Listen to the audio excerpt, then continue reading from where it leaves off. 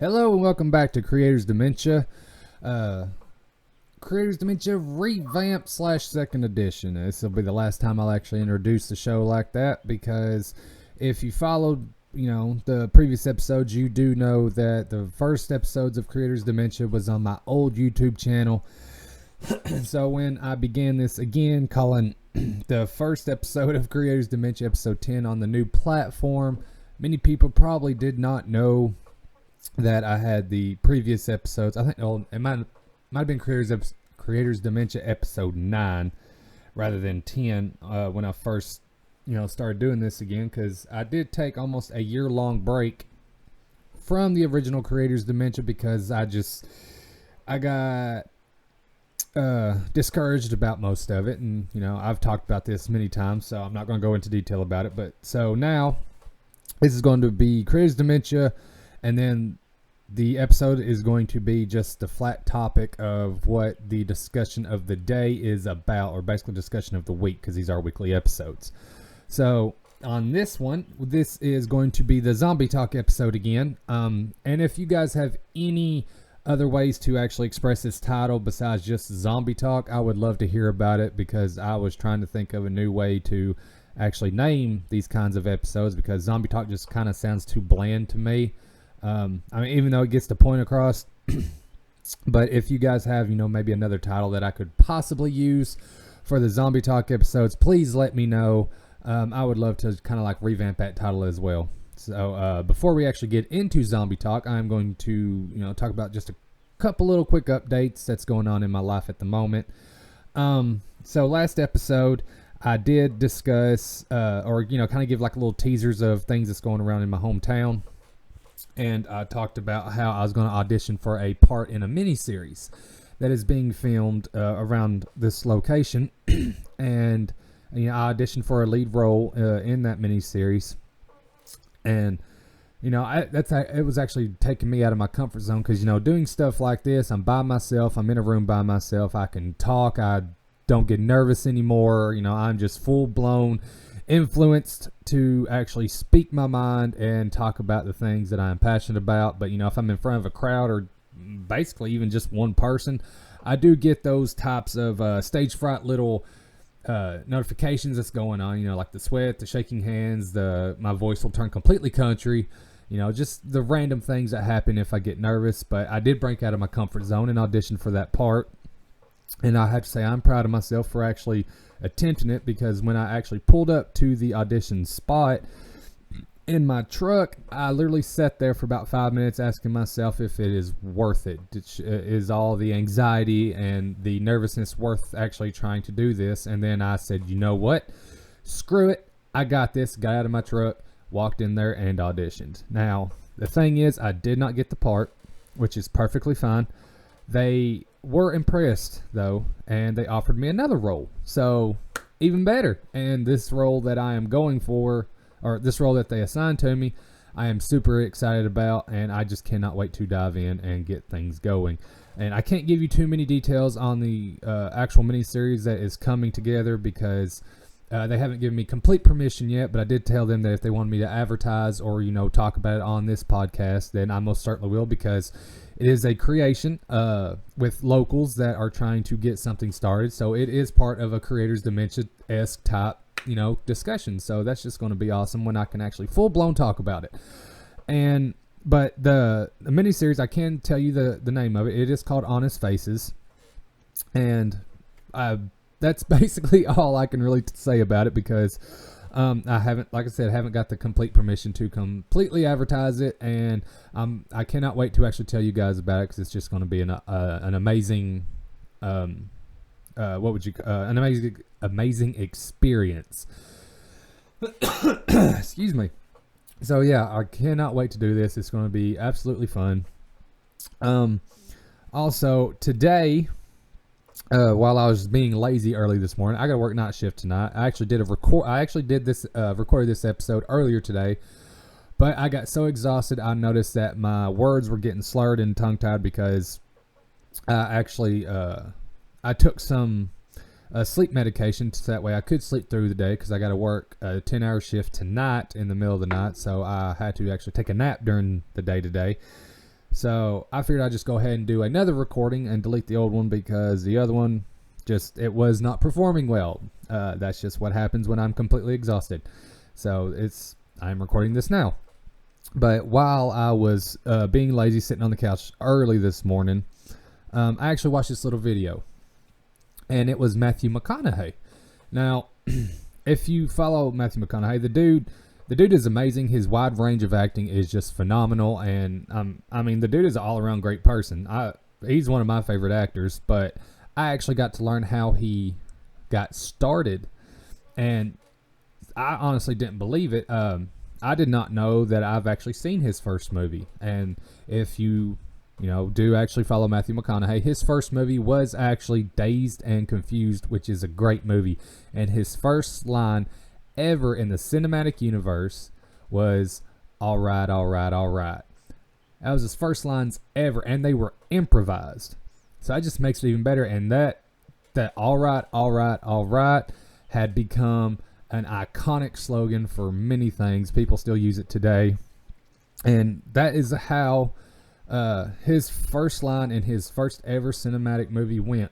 Now, how he got started was even more amazing. He was at a bar, and he just so happened to sit next to a casting director. And they had drinks, they talked, and he told him to show up to audition for a part that he thinks he would be great at. And the movie was called Dazed and Confused. So when he came up, he auditioned for the part, and they gave him the part. So, Matthew McConaughey, one of the best actors of all time, literally got the random opportunity to appear in all these movies that he has gradually went into just by sitting next to a guy at a bar. So that just keeps me in my mind saying, hey, all it takes is the right eyes, the right person, and the random coincidence, the random meetup to actually get things going, get started, and get to where you want to be. So always remember, there is a chance for you to succeed in all the creative and imaginative things that you are working towards. It's Matthews was random coincidence. That is just amazing.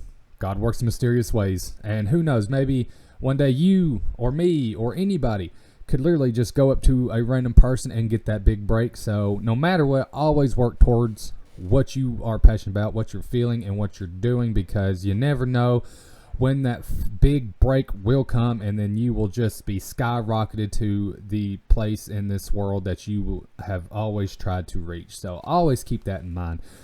If it can happen to Matthew McConaughey, it can happen to you. I mean, there's a lot of amazing stories out there like that, so I always try to keep that in mind.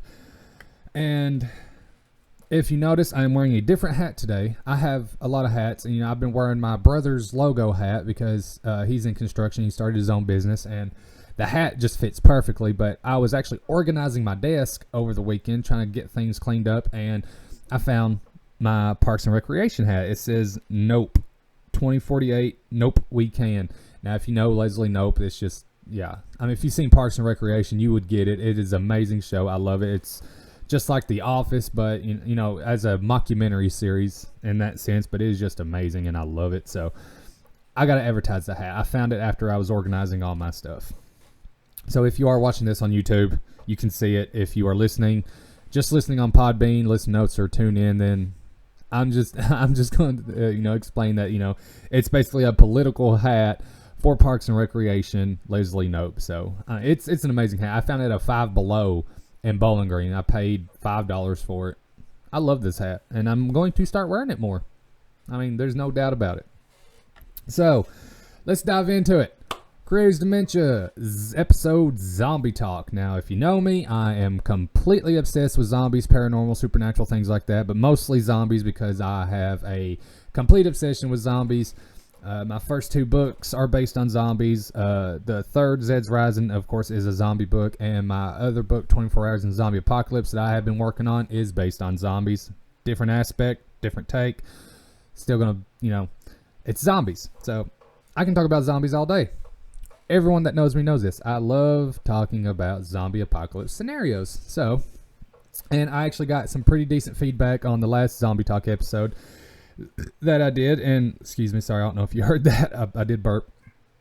But Zombie Talk, it's it's fun for me. I love to discuss it. And if anybody wants to comment on, the Zombie Talk episodes to explain, their aspects or outtakes or, views on any type of zombie apocalypse scenarios, I'm more than excited to read them, because if you want to talk about zombies, I will definitely talk to you about zombies. That's just how I am. I am a fanatic. I'm obsessed, and it is a complete fandom ever since I watched the movie Shaun of the Dead.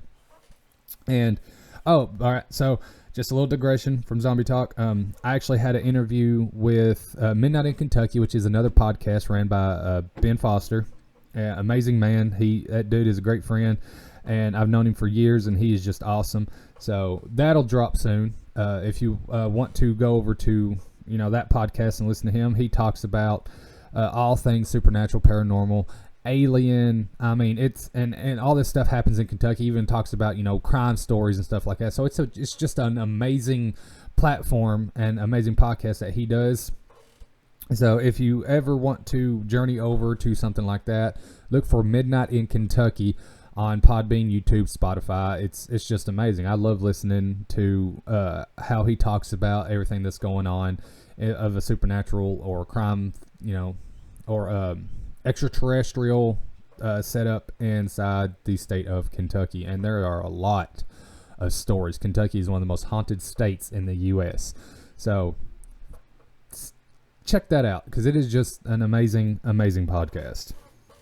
But all right, so Zombie Talk. I usually come up with questions off the top of my head because there's so many things that I can discuss about it. But I actually went to the internet this time to see like most common questions I asked, because that way it gets people thinking. Because you never know, zombie apocalypse could actually happen. There's been weirder things to happen. So these questions actually come from hobbylark.com, and so this first one, I've thought about it a lot, and I've actually mentioned it in the books and stuff like that. I've actually talked about it before. But one of the first questions is, where would you go during a zombie apocalypse? And the list of answers is the mall, a hospital, a school, my own home, cabin in the mountains, small island, cruise ship, army base, North Pole, or other. Now, my answer would be cabin in the mountains, for the simple fact that it is secluded, less populated. You can actually hunt for your food. You can grow your own food if you know how to do that. And you have a nice little barrier. If there are trees on the mountains, you have a nice little barrier of trees for it to make difficult for zombies to roam through, because they could literally walk into trees and get stabbed by tree limbs. Who knows? Depends on the kind of zombies that we are facing in the actual zombie apocalypse. So my answer would be cabin in the mountains, because I believe it is just safer. Now, resource-wise, if you can actually be self-resourceful, then you are all set.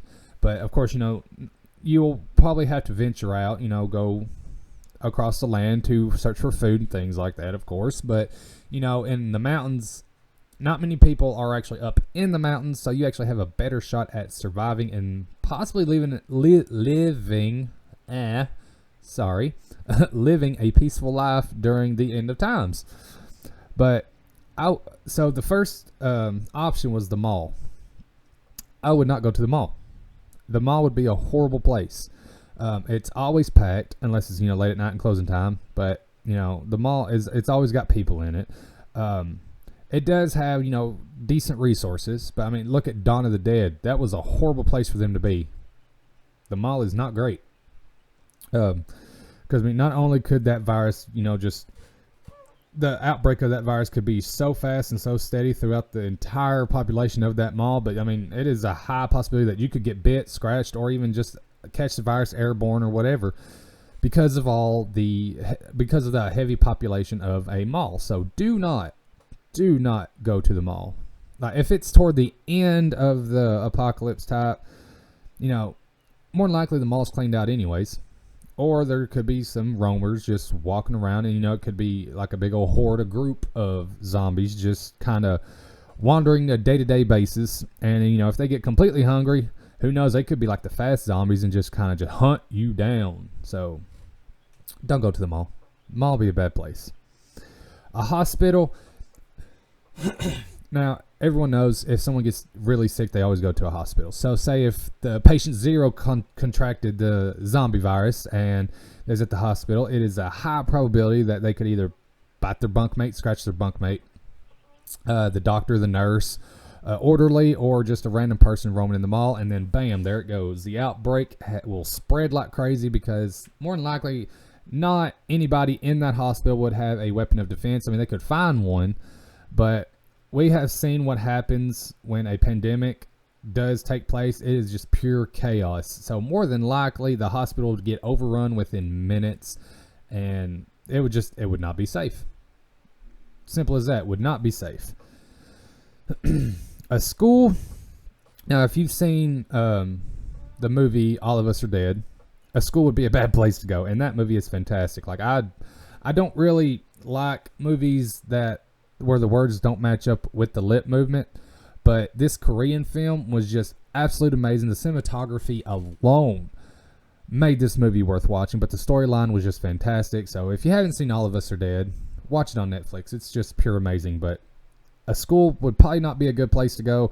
Yes, they have a cafeteria, so they probably do have food, of course, but that's really the only thing you'd be able to have, and that's if you can actually get to the cafeteria to get that food.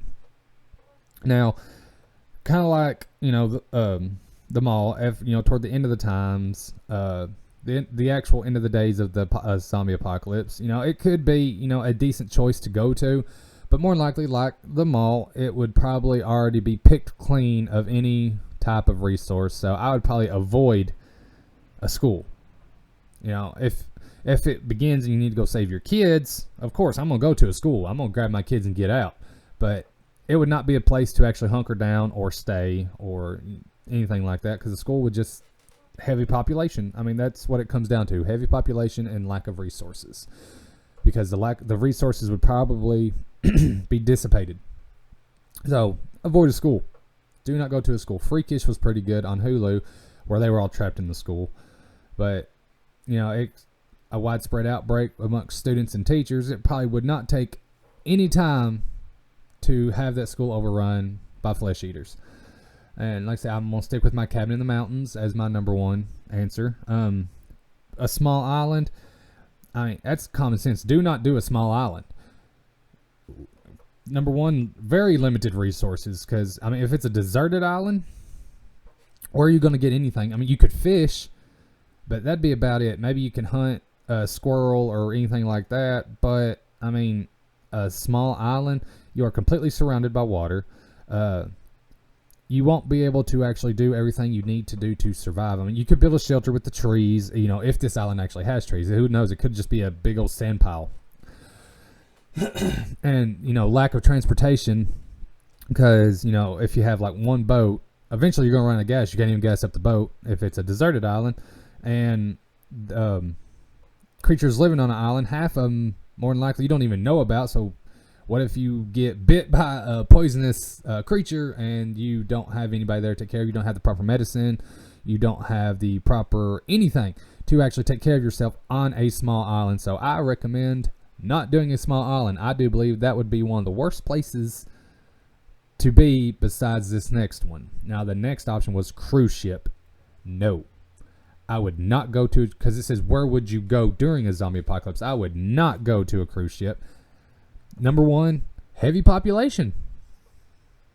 Yes, they have cafeterias and stuff like that, just like a school or a mall or, things like that. But, usually a cruise ship holds over 300 people, if I'm not mistaken. And just imagine 300 zombies on you in the middle of the ocean on a cruise ship. You ain't escaping. You ain't going anywhere. You would literally have to hide the entire time.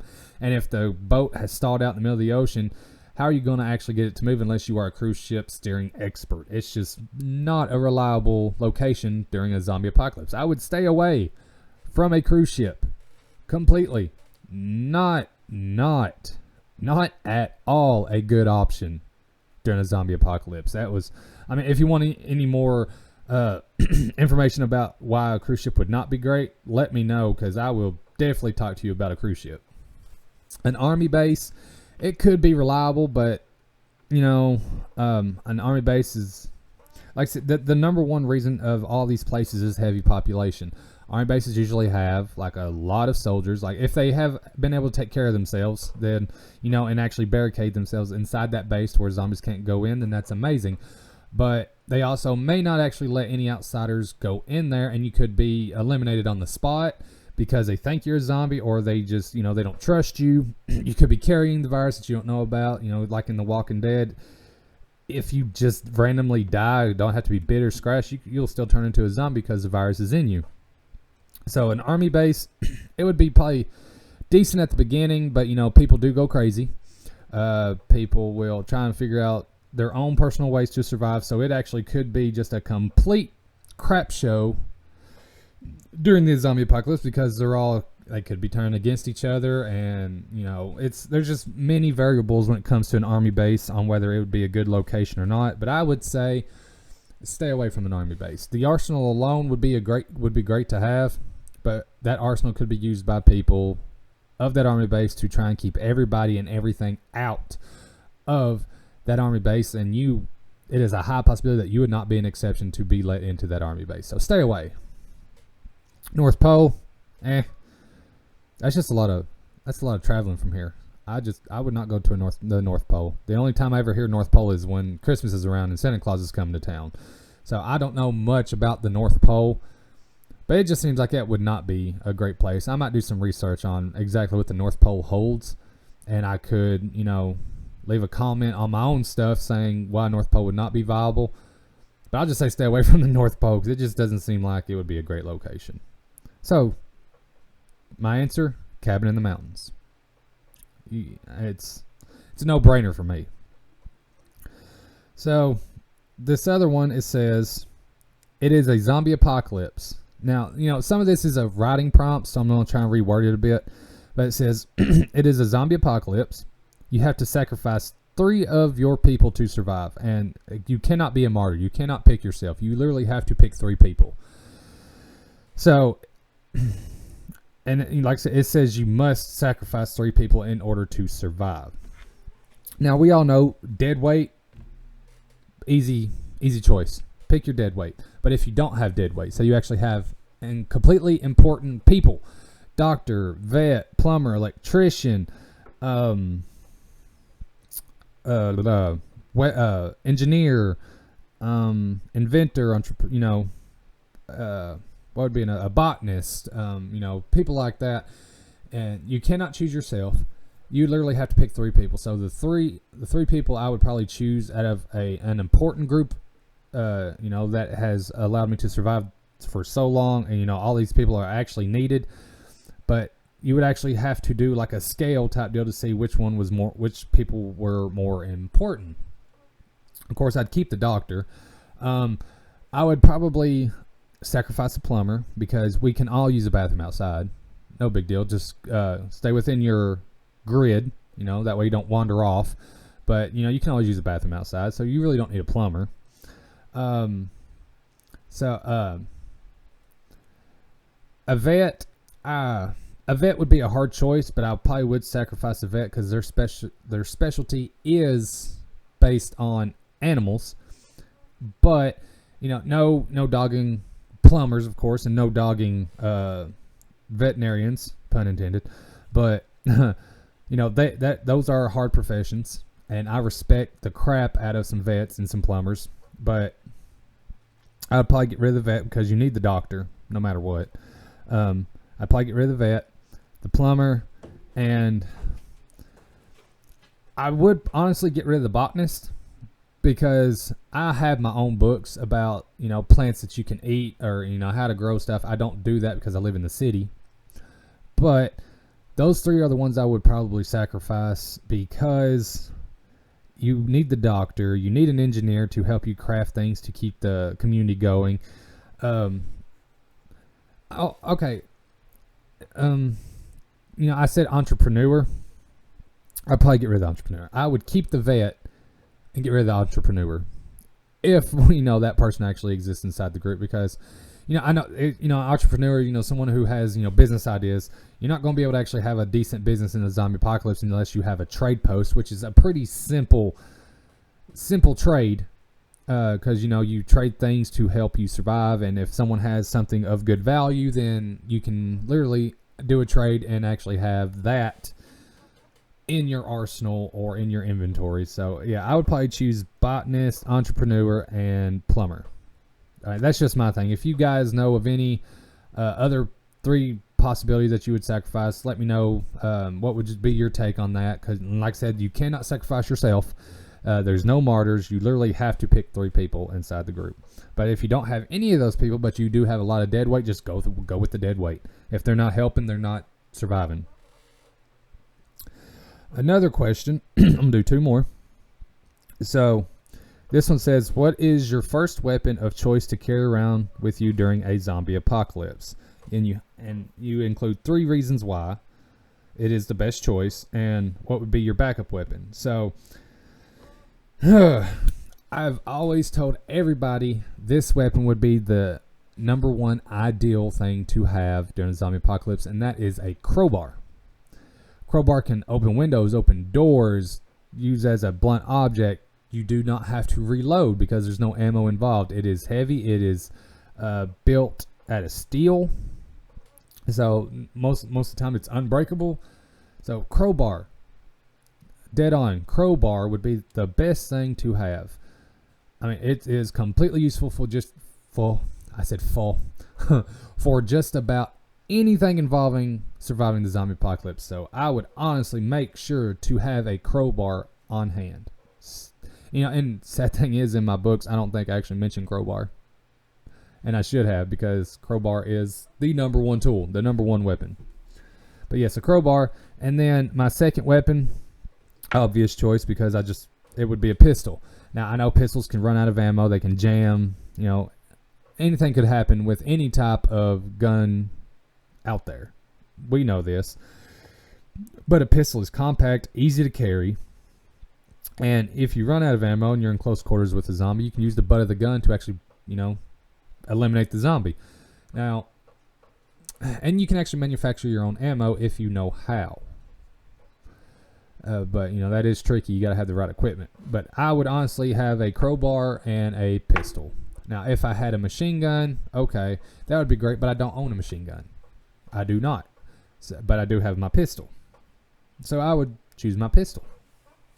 And if you guys can think of another number 1 weapon or secondary weapon that would be better to serve you in the zombie apocalypse, I'd love to hear it, and I'd love to know the reasons why, because we all can learn, different aspects of the zombie apocalypse. There's always different possibilities when it comes to things like that. So yeah, feel free to let me know exactly your thoughts on that and what your weapons of choice would be during the end of times where flesh eaters are roaming and eating people. So the last question, I actually answered one, like I said, in the previous recording that I deleted, and my brain died on it, so I'm not going to go with that one right now.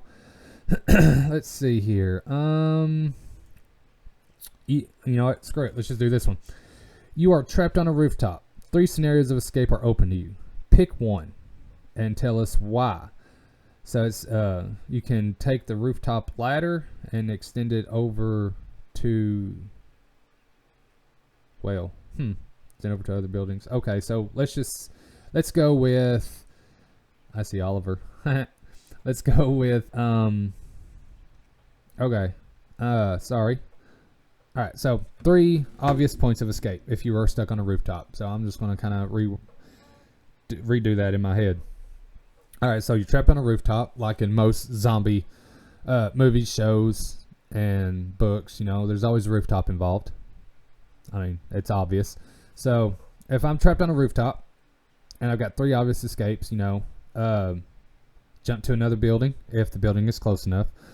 I could, take the stairs if it's not overrun, or scale down the wall if, ropes or anything like that is available. So the one thing I would probably do, say if those 3 things are available, all right, hold on. Let's take away the stairs. The building is overrun. The stairs is a no-go. So, and you're outside. So, what would be another way to escape off a rooftop? Let's say, All right, we'll just say a ladder. Say there's a ladder, one kind of like a fire escape. Fire escape. There we go. Let's do fire escape. All right, so fire escape, adjacent building, or scaling the wall. So, a fire escape would be easy. It honestly would be. That'd be the most obvious choice. Now, say you're going down the fire escape, and let's call it a 5-story building. Let's just throw in this little scenario here. 5-story building, there's a fire escape. Say the top half of the fire escape is actually connected. It's ready to go. But let's say the bottom of it is broken. So you can say go down 2 stories of this 5-story building. Now, the building adjacent to you is actually reachable through a leap.